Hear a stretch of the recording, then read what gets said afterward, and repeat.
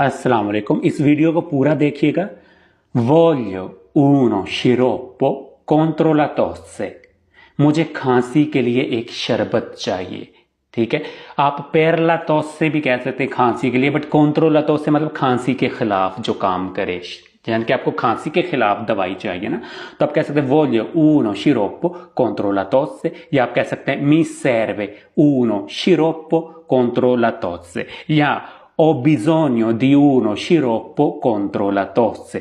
अब mi serve मुझे चाहिए, ho bisogno मुझे ज़रूरत है, या voglio मैं चाहता हूँ, तो तीनों का कॉन्टेक्स्ट जो है वो एक ही है, यानी कि आपको ज़रूरत है, आपको चाहिए, तो आप तीनों यूज़ कर सकते हैं। शिरोप्पो के साथ हमने uno लगाया है, ये है articolo indeterminativo।